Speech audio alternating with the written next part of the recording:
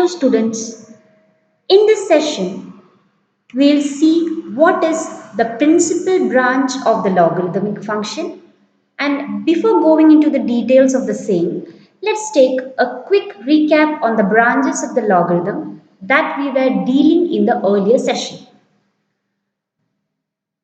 The earlier session particularly was aimed at solving the proposition which is stated here. If we are given that G is an open and connected set in the complex plane, and if we are given a continuous function f from G to C such that the f is satisfying the equation e raised to f of z is equal to z for every z belongs to G, which just means that the particular f we are calling here is a branch of the logarithmic function. If we are given all of these things, then every branch which is associated with the logarithmic function log z will be of the form f of z plus 2 pi ki, where k is varying in the set of integers. We proved the same proposition, and we can just go through the outline of the proof, how we proved it. And in the outline you can see 2 points. The first point which we proved was that if f is a branch of log z, then the function g, which is defined as g of z is equal to f of z plus 2 pi ki, where k is varying in the set of integers for every set coming from g.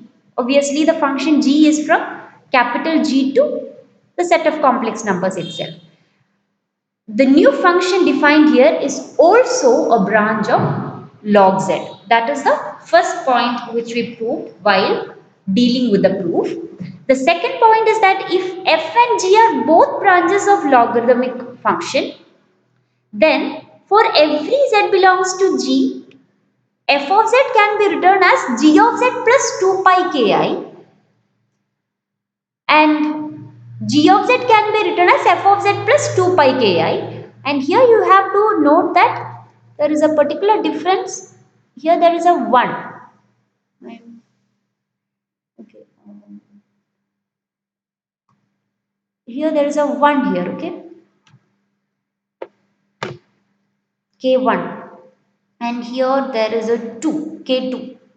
Okay.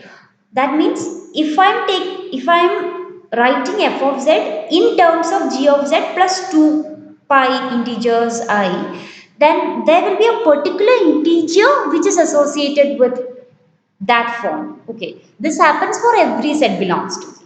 And similarly, if I am writing g of z in terms of f of z, then also the particular form appears, and then there will be a corresponding integer k2 which is associated with the form. Okay, this is the second point which we proved in the uh, proof as we went through the proposition, and thus we had proved the proposition. And now that we are having lot of branches associated with the logarithmic function, we are going to manufacture one particular branch for this log z on a particular open connected set. So our next aim is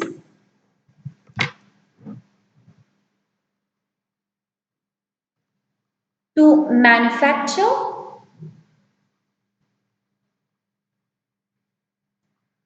a particular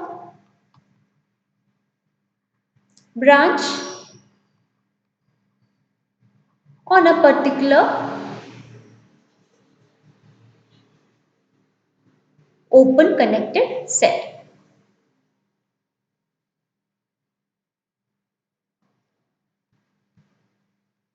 Connected set. For that I am going to say what this particular open connected set is, and you are having a hint from the screen on the right, which is just the complex plane which excludes the negative real axis in and 0, the origin 0. So that is our particular open connected set we are going to take here. So here our particular open connected set we are going to take is, I'm calling it G, and G is nothing but all of the complex plane excluding all the complex numbers that are coming from the negative real axis. This is a particular G. Okay, just remember we are slitting the negative real axis along with the origin to make this open connected set. And from the definition of G and from the figure, you know that G is obviously a connected set, right? Now, the second thing you have to notice, for every set that is belonging to G, it being in the complex plane, it has the polar coordinate form, right? So I can write z to be equal to r e raised to I theta, fine, right? Here we call r as the modulus of our complex number. Modulus means the distance between this point and the origin, right? And here we call theta to be the argument of z, which is nothing but the angle between the line segment joining. Suppose if I am having z here, the theta will be nothing but the angle between the positive real axis and the line segment joining 0 and z. Okay, that is the argument of z. Fine. So what we are going to observe here is that, suppose I am taking z from here, right? So as we drew earlier, the theta will be here. Okay. Definitely that theta will lie in between minus pi strictly less than theta strictly less than pi. Right. Suppose I am taking theta from sorry z from here. So my theta will be coming like this, from the positive real axis to the line segment. This will be my theta. That will be also definitely in between minus pi and pi, right? Suppose if I am taking my z from here, right? Okay. So I'll be drawing line segment. Then also my theta will be like this. Then also I am getting theta to be in between minus pi and pi, right? And if my z is coming from here, then I'll be finding the angle between the positive real axis and the line segment joining 0 and z. This is my theta. In that particular case also I am having theta to be coming from in between minus pi and pi, right? So that is actually a general observation we are getting if I am taking my particular open connected set to be G, which is equal to the slitted complex plane, and from where it is slitted, the negative real axis, right? So if this is happening, we know that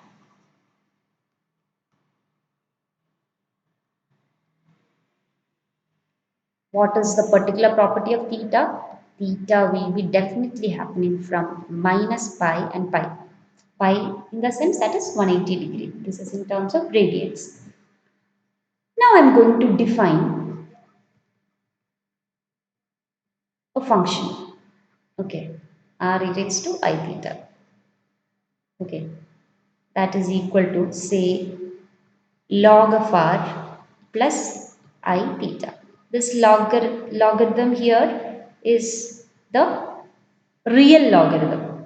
Okay, this is nothing but the real logarithm. It is obviously uh, we can define it here. It is well defined because this r will be modulus of z, right?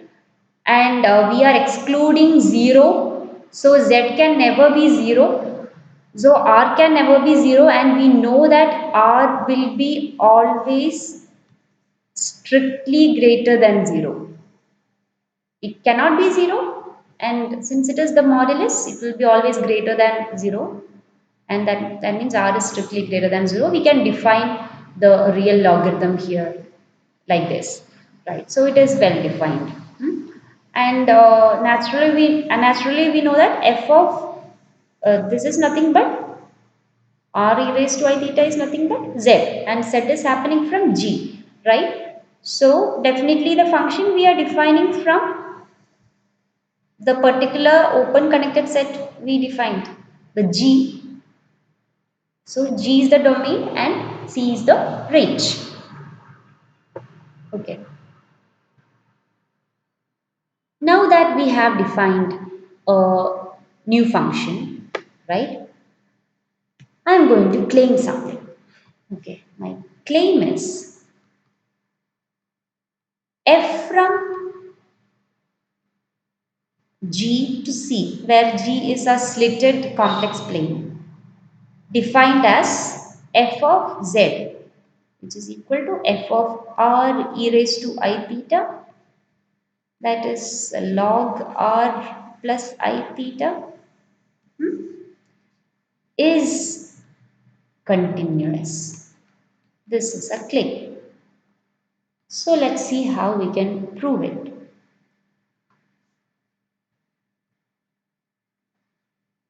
And in order to prove this claim, let's see how we can prove the continuity using the equivalent criterion of continuous function in the metric spaces. Okay, so do see the preposition 5.2. Obviously, the definition 5.1 says about the continuity at each point, and for a function to be continuous from the entire domain, we say that it should be continuous for every point inside the domain. Okay, so we are having two metric spaces here also with the usual topology, usual metric, of course that in turn brings up the usual topology. Here I am having, instead of omega, I am having the complex plane C. Okay, here the usual metric is nothing but the modulus of, if d of xy, d of z1 comma z2 is equal to modulus of z1 minus z2, right? That is the metric here, and g is of course the subset of a complex plane, and that will also in turn have the metric as we said now. So both are metric spaces, and we are having a function. Okay, and I'm going to I need that our function which we define now f to be continuous at every point inside G. Okay, so I'm going to say that f is continuous at a arbitrary point in G. Okay, here instead of x I'm having G, and instead of omega I'm having C. Okay, and you can see the statements which are equivalent here. Okay, so instead of proving f is continuous at A, we can prove either B or C. So I'm going to use C.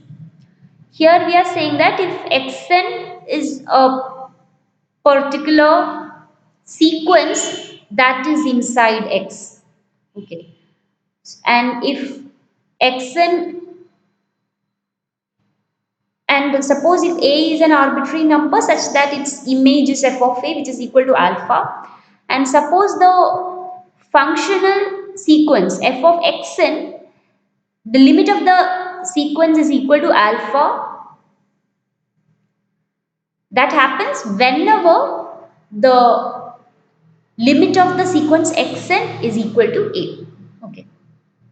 Don't worry, we'll go through the proof very clearly. Okay, we are having the function, we need it to be continuous. Okay, so what we have to do is,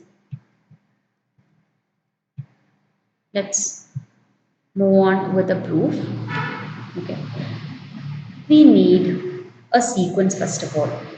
Let Zn be a sequence in G. First of all, both are metric spaces. I am choosing a sequence in G.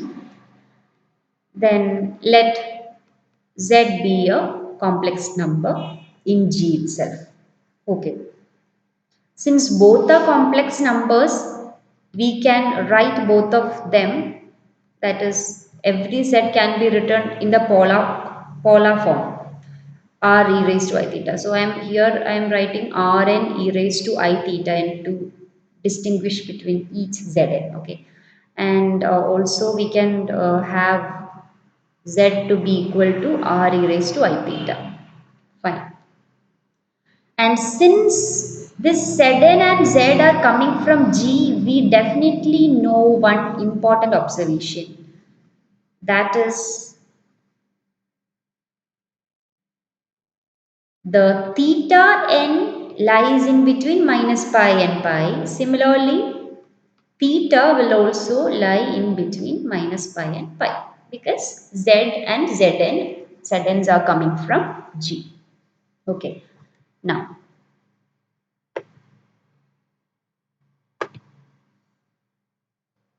assume that, assume that the sequence Zn is convergent and they are convergent to the particular point Z in G. Okay. So we can take such a sequence obviously because you can take the constant sequence inside G and claim the same. So we have no problem for taking such a sequence. Okay. Now that will imply limit n tends to infinity r n e raised to I theta n equal to r e raised to I theta. Fine. And limit function, uh, this portion and this portion can be taken separately as a product. So I am taking limit n tends to infinity Rn into limit n tends to infinity e raised to I theta n, which is equal to limit okay, no need of the limits here. That is okay, that is equal to the LHS is equal to limit n tends to infinity again Rn into e raised to limit n tends to infinity I theta n. Okay, I theta n. Fine. That is equal to limit n tends to infinity. We can take the limits inside because the exponential function is a continuous function. We already said that exponential function is analytic. It has a derivative. That means obviously it is continuous. This is equal to limit n tends to infinity Rn into e raised to I into limit n tends to infinity theta n. Okay. This is equated to r e raised to I theta from the RHS. So definitely that is going to mean that when we are equating when we are equating both sides, we are going to get limit Rn as n tends to infinity is nothing but r, and limit theta n as n tends to infinity is nothing but theta. So this is an important observation we made as we are moving on.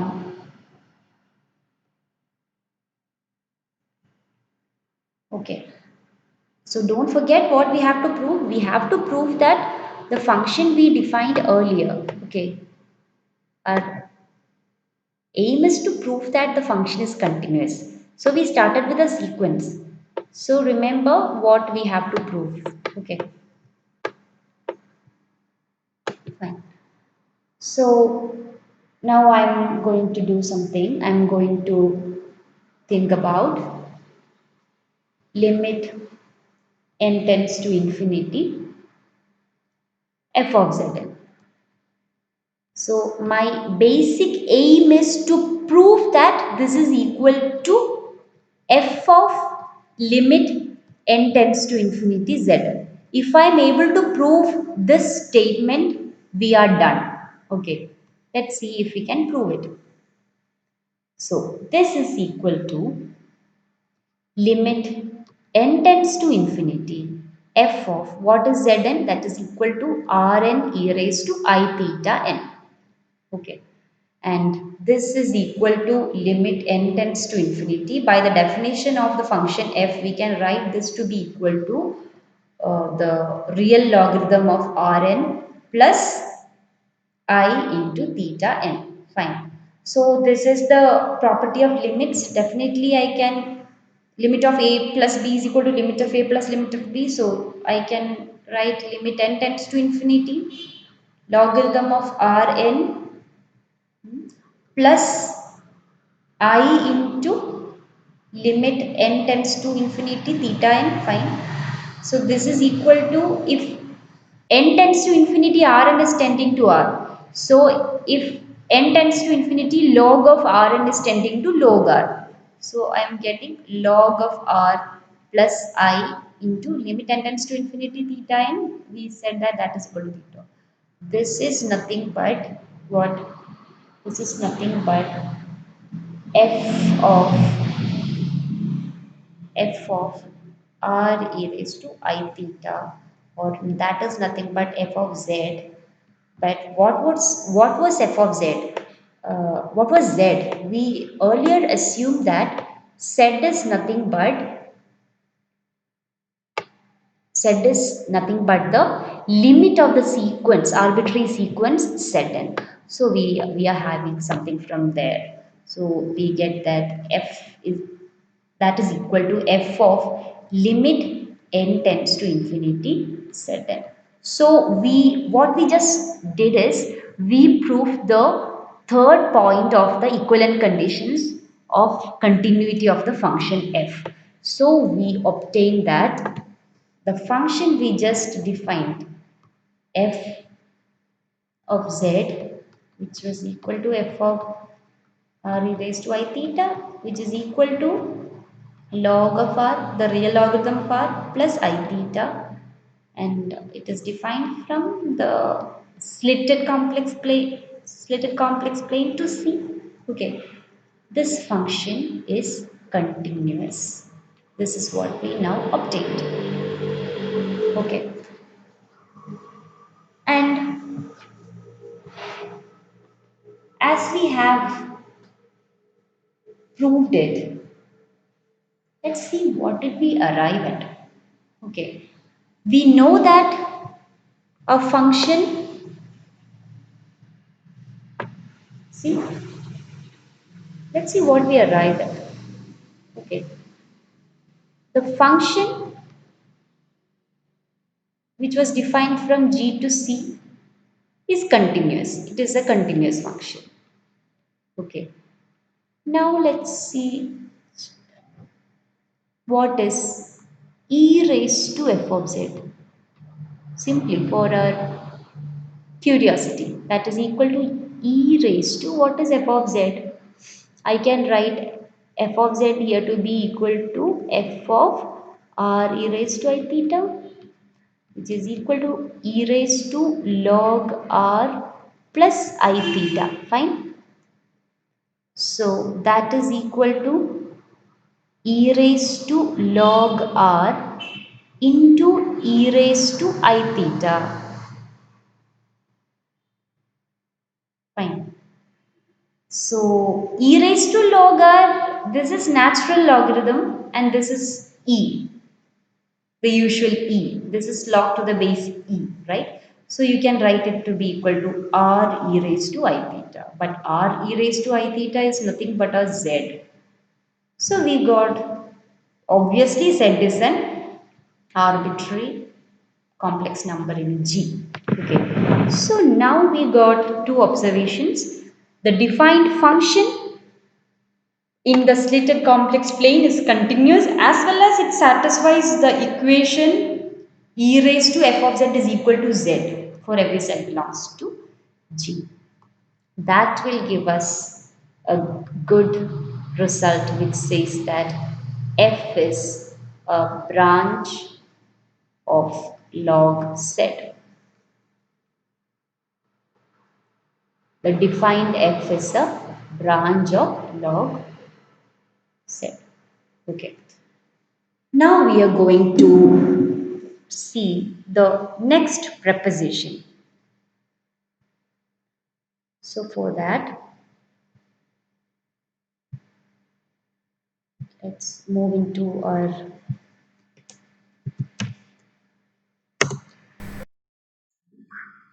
okay, and you can see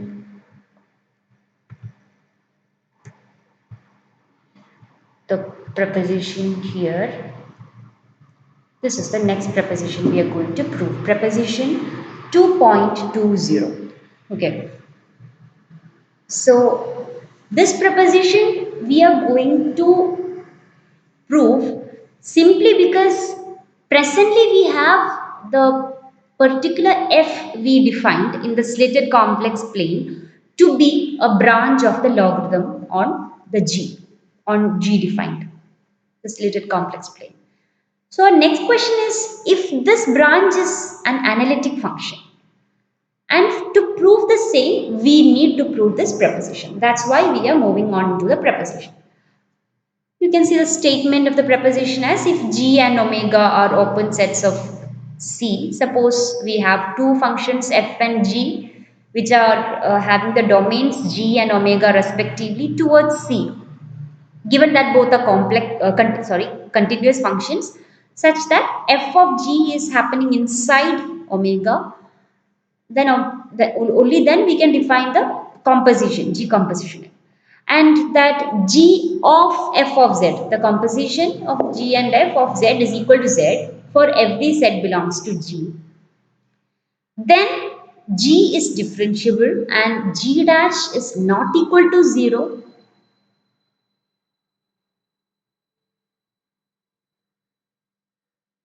will imply f is differentiable and the derivative is having a particular form which is equal to 1 by g dash of f of z.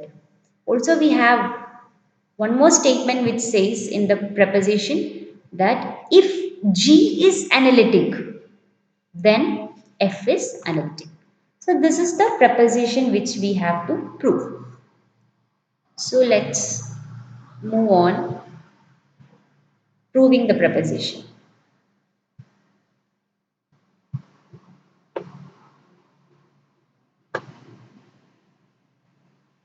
Okay, that is our preposition 2.20. Okay, here we had, to take a recap, G and omega both are open sets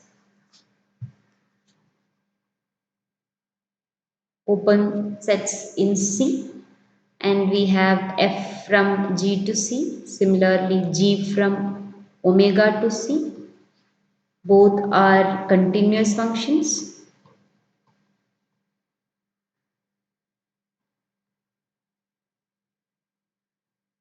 And they satisfy f of g is completely lying inside the open set omega, and they satisfy this particular property.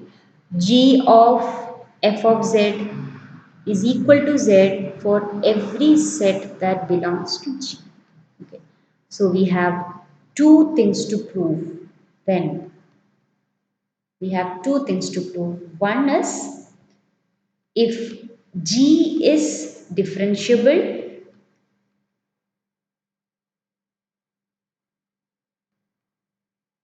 and G dash is not equal to 0,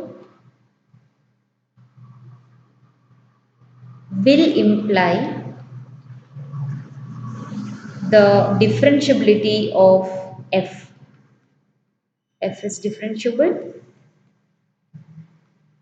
and the form as we saw, f dash of z is equal to 1 by g dash of f of z, which is a very curious and cute result. And the second thing we saw was that we have to prove if G is analytic. Yes, if G is analytic, then F is analytic. This was the statement. So let's move on to the proof. The proof is very simple and very easy to move through. Proof. Okay. First, we'll fix a particular A in our open set G. Okay.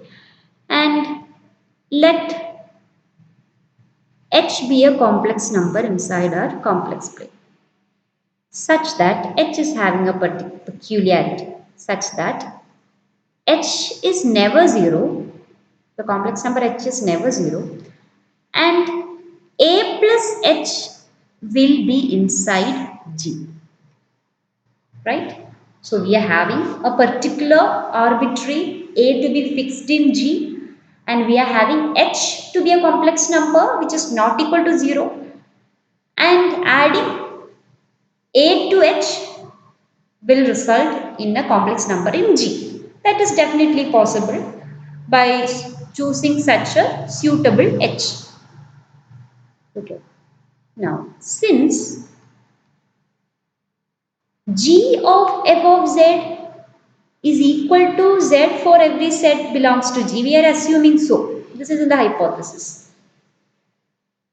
And we know that A belongs to G, right? So that will imply G of f of A is equal to A, right?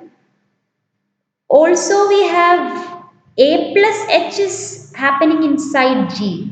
That will also imply G of f of A plus H is also equal to A plus H. Right.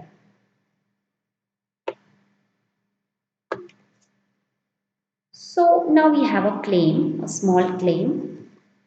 The claim says that f of A plus H and f of A can never be equal. Okay. Suppose we are assuming if not.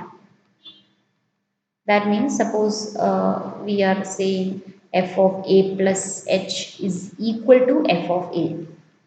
Okay. If that is happening, what will happen? G of f of A plus H is equal to G of f of A, right? That is equal to G of f of A.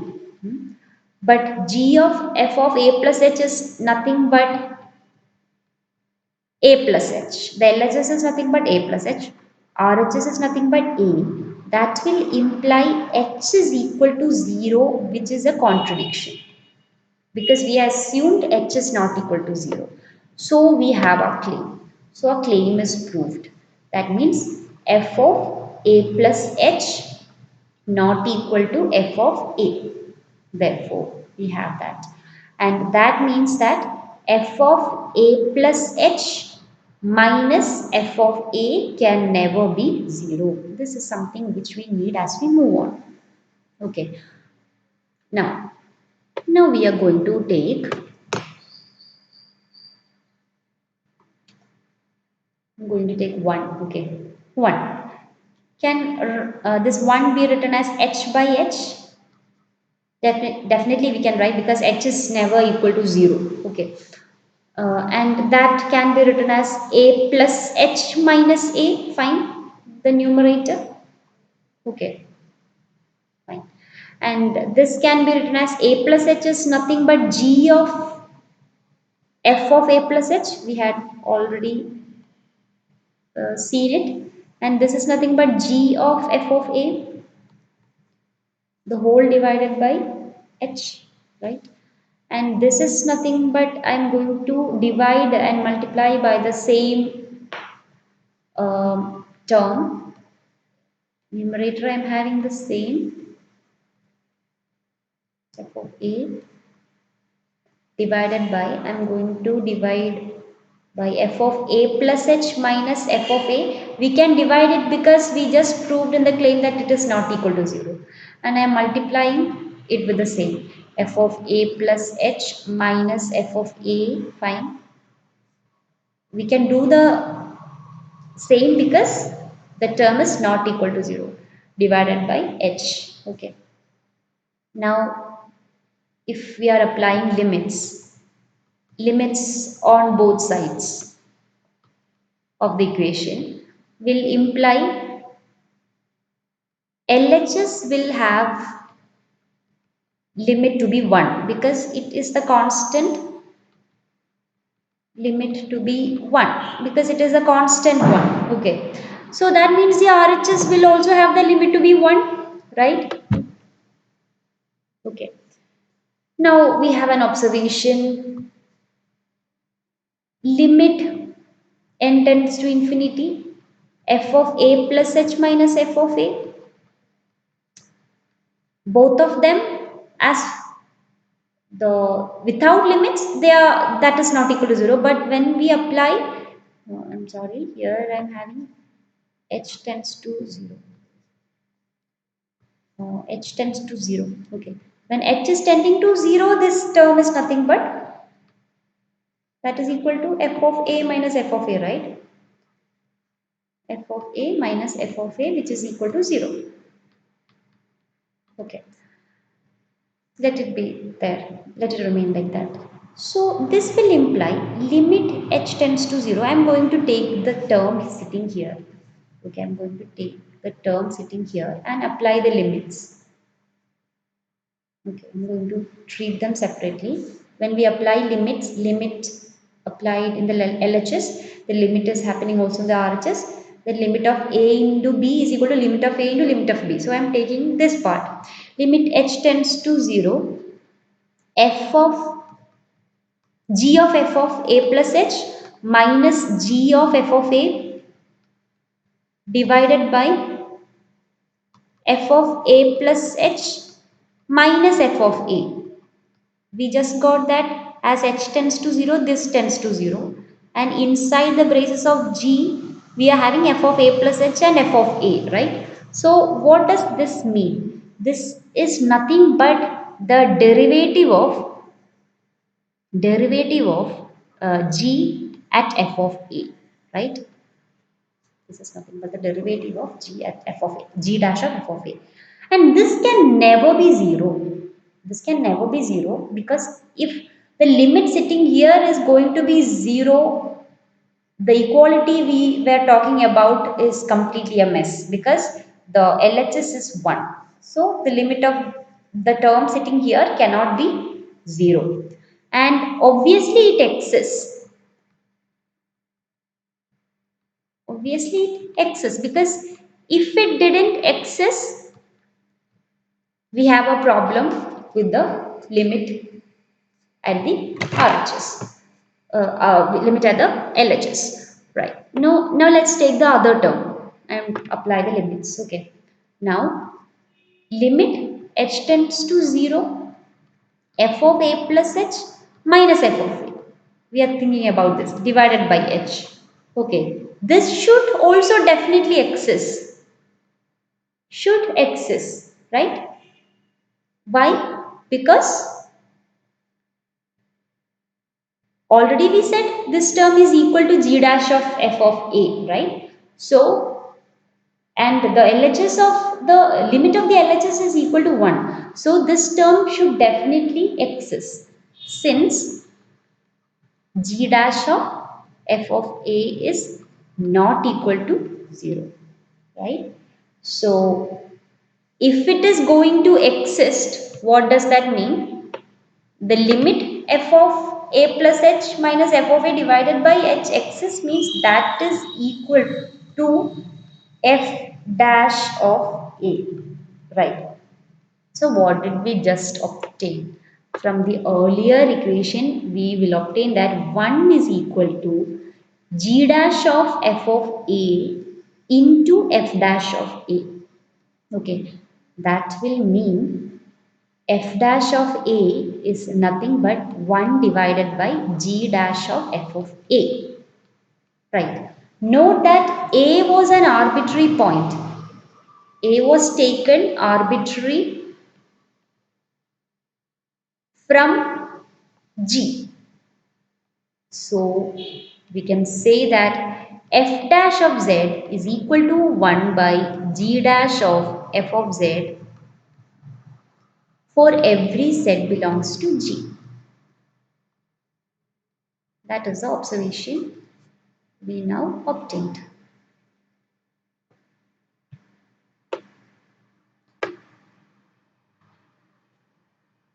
Now, the second part, so we proved the first part of the proposition. We now have to prove the second part. So, since we obtained that f dash of z is equal to 1 by g dash of f of z for every set belongs to G, that will imply that the derivative exists. That will obviously imply f is continuous. Fine. So, the continuity this means that f is differentiable, right? Now we need to see whether f is continuous. So how can we say that f is continuous?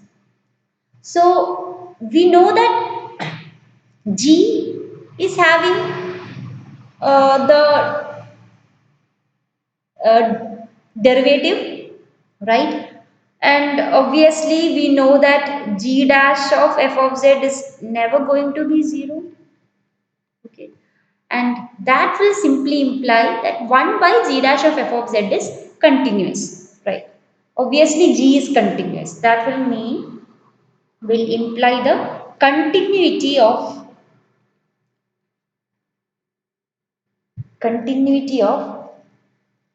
f dash. Okay. So we have f to be differentiable,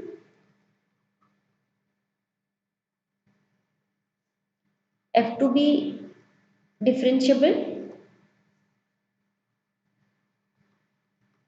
plus f dash is continuous, which will imply f is analytic in G. This was the second observation which we needed to prove in our proposition. So that is also proved in the proposition. Okay. So also there was one more thing. Uh, if G is also in the second part it was given if G is analytic, then we have to say that f is analytic. Suppose if G is analytic in G, that will imply G is differentiable plus G dash is continuous in G, capital G. That will imply G dash of f of z is continuous, right? G dash is continuous. It is the explanation for this actually. G dash of f of z is continuous, uh, and we assume that G dash can never be 0, and that will imply the analytic nature of f. Okay.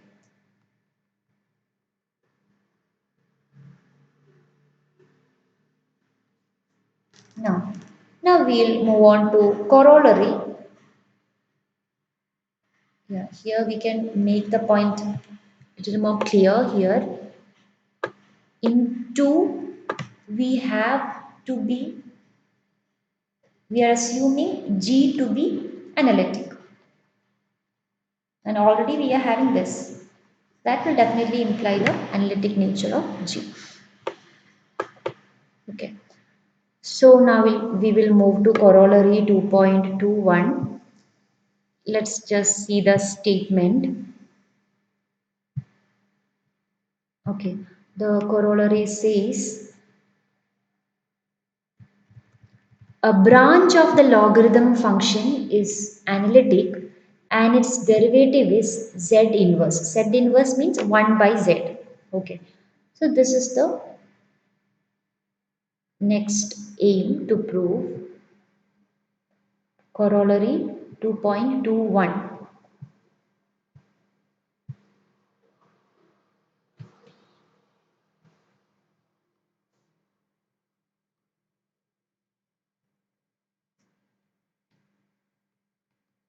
Okay. For that, let let's assume the g of z earlier is equal to e raised to z. Definitely we know that e raised to z is defined in the entire portion. Okay. So we are familiar with that. And suppose f is our branch. Okay, so that is definitely defined from g to c. Okay, and called g the open set in the preposition earlier in the hypothesis. Okay, f f of z is such that, and we are assuming that it is continuous. Obviously, this is continuous because e raised to the exponential function is entire, so it is continuous. Now, assume that e raised to f of z is equal to z for every z belongs to C. Assume that this property is satisfied, that is f is having this property.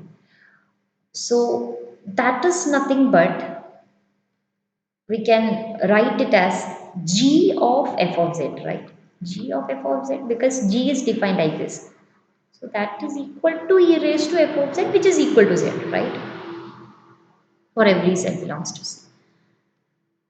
And we can see that all the particular uh, criteria which were said in the earlier preposition is satisfied here, right?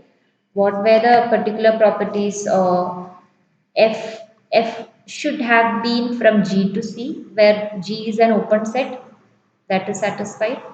The next thing is G should be from omega to C such that f of G should be contained in omega, right? So here we are having, instead of omega, we are having it to be C itself, right? So this is nothing but C itself. So we are okay with that. Okay. This is C itself. So our particular property is satisfied. Then we are having that g of f of z is equal to z. We are satisfied for every z belongs to G. This particular property is satisfied.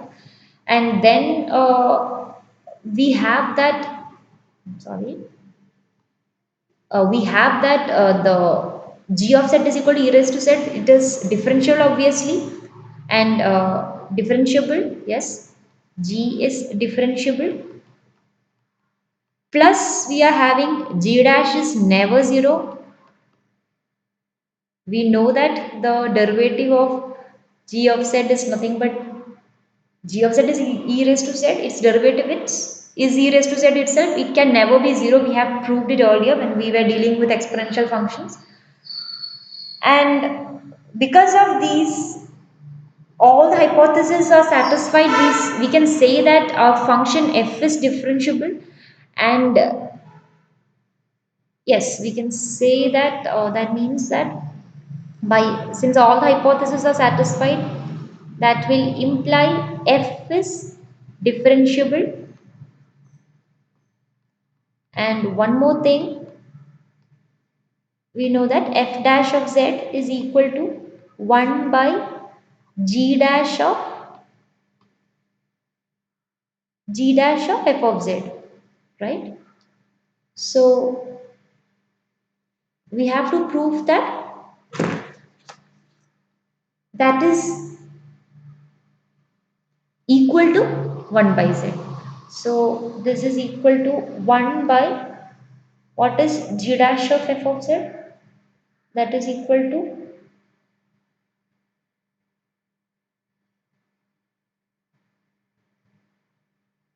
e raised to g dash of f of z. G of f of z is equal to e raised to f of z. G dash of f of z is again in turn e raised to f of z.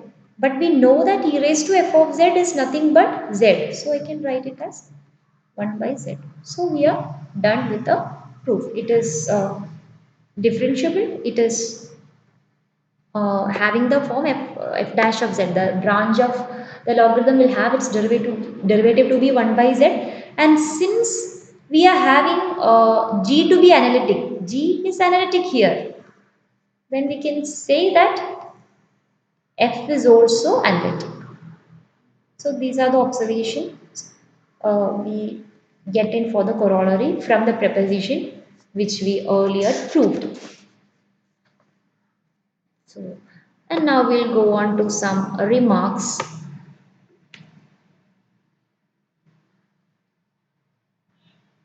which are useful when we go through the sections. We had done all these things with our primary aim to define something called the principal branch of the logarithm. So, for that,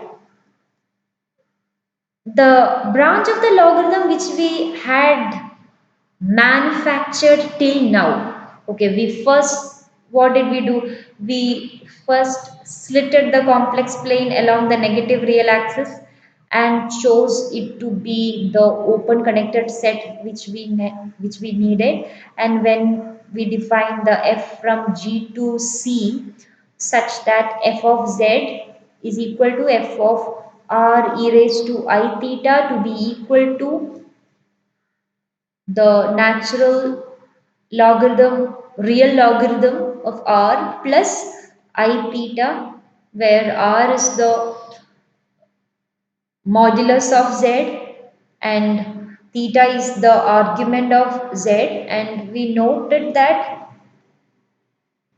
modulus of z is equal to r, and we noted that theta will only lie in between minus pi and pi, right?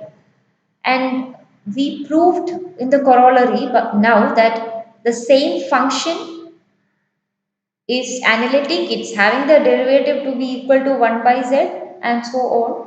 And this particular, and we said that this is continuous. Yes, the observations were f is continuous on g. The second is f is uh, f satisfies, f is satisfying the property that e raised to f of z is equal to z for every set belongs to G, right? So this was the first property, this was the second property, and then we proved that f is analytic itself, right? And we just said what is the derivative of this f itself? F dash of z is nothing but 1 by z, right? So from these 2 points we inferred that f is a branch of the logarithmic function log z on g, right? And we said that it is analytic. We define this branch of the logarithmic function on g to be the principal branch of log of z. So this is the function we are talking about is nothing but the principal branch of logarithmic function. So this was a basic aim as we moved in this session. So we just now defined what the principal branch of the logarithmic function is. And whenever we are talking about the logarithmic function in complex analysis as a function, you have to think about principal branch of log of z, because otherwise it cannot be treated as a function, because function will only have if I am taking one particular uh, point in the domain, it should be mapped to only one point, right? So that is possible only if we associate the logarithmic function to the principal branch. So when we are treating the logarithmic function as a function, we think about the principal branch of log z unless otherwise stated. So this is our first remark, that now that we defined it. Now the second thing you have to just note down is that, suppose if we are given f to be a branch of the logarithm.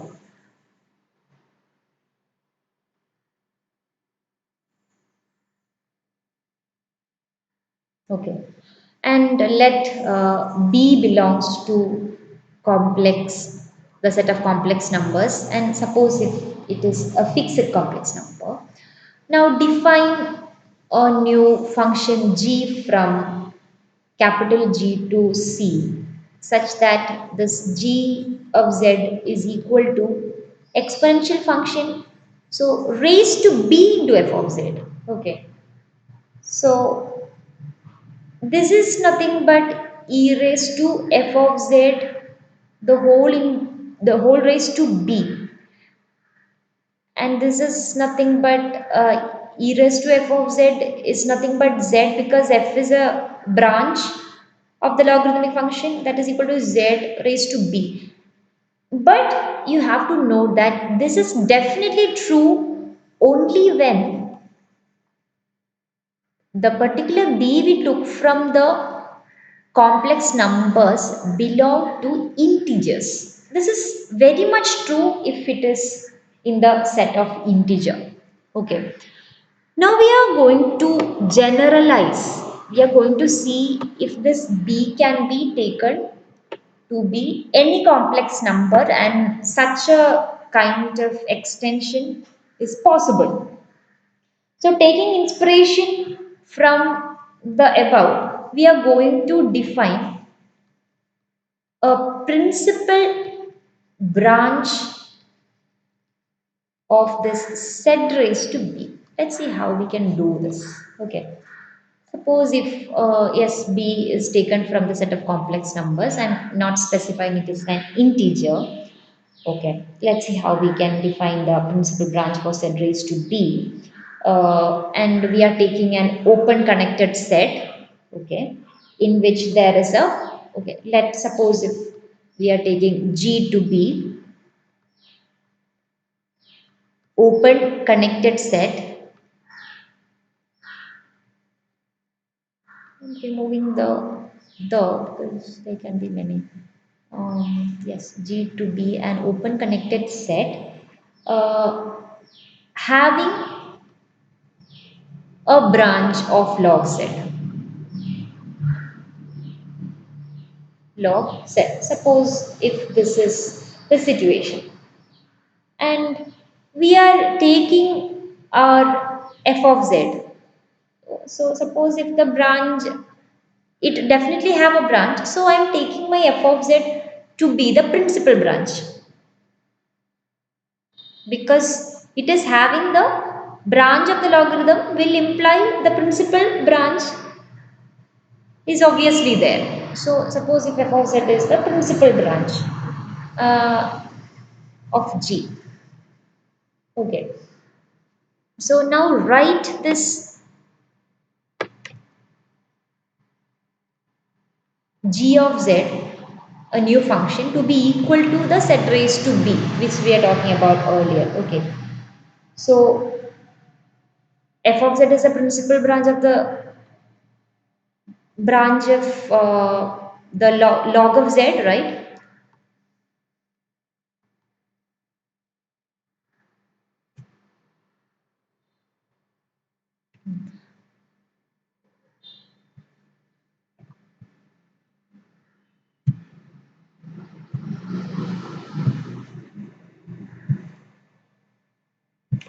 of log of z.